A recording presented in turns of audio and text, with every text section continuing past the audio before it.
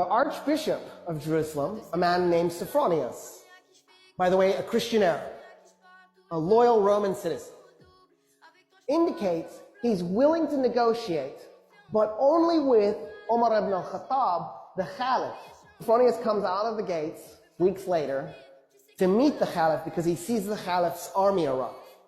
And as he's approaching, he sees a man leading a camel at the front of the army. The Arab army is being led by a man leading a camel with a man on the camel. So Sophronius, he's got a giant red hat, because he's also a cardinal, right? He's got gold tassels, actual gold, hanging from his hat. He's covered in gold jewelry. He's wearing red robes. He's covered in perfume. He's on a lectica. The lectica was the couch that the Romans would ride, and then they'd have like 4 or 8 men, depending on how big it is, carrying it.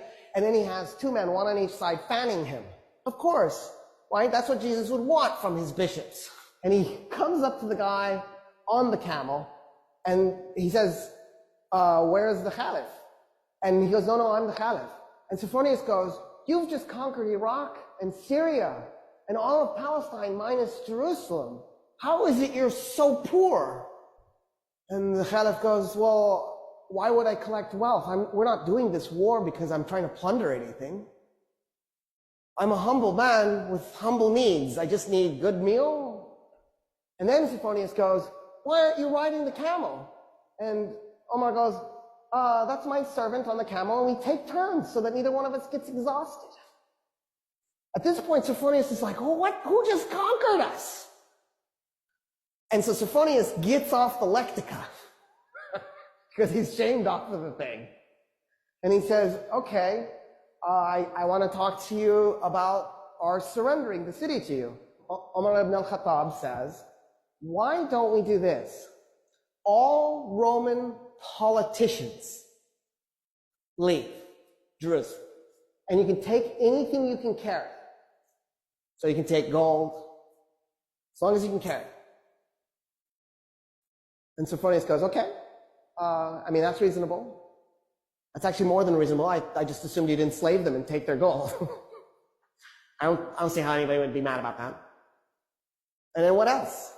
And the Caliph goes, oh no, I was thinking that's it. We don't do anything else. And Sophronius goes, wait a minute, I am really confused.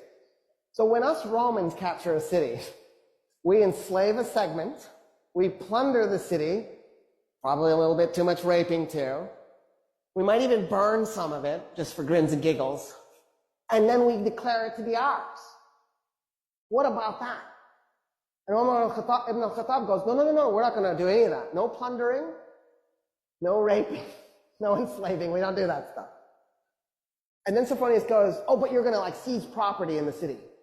And the Caliph goes, no, we're not going to take anybody's property. We're going to leave the city exactly like it is. The only thing I want to do is eject the Roman politicians with whatever they can carry. And Sophronius goes, there's nothing to negotiate. Yeah, we surrender the city this instant. I don't understand, actually. He says, you've given us such amazing surrender terms, and because I feel such kinship with your religion, will you do me an honor? Will you come to my church and pray in your Muslim way next to me as I pray in my Christian way? And Umar ibn al-Khattab goes, never. And Sophronius goes, why? He goes, I'm the Caliph. The first place I pray in Jerusalem is going to become a mosque. The Muslims will take it, and they will create a place of worship for Muslims, and you will lose it. And I don't want you to lose your church. And Sophronius goes,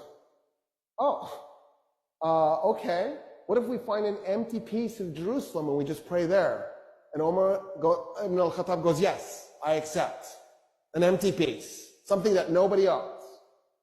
So they go and they find an empty lot, and they pray. The Archbishop in his Christian way, the Caliph in his Muslim way, side by side. It is a mosque today, that spot.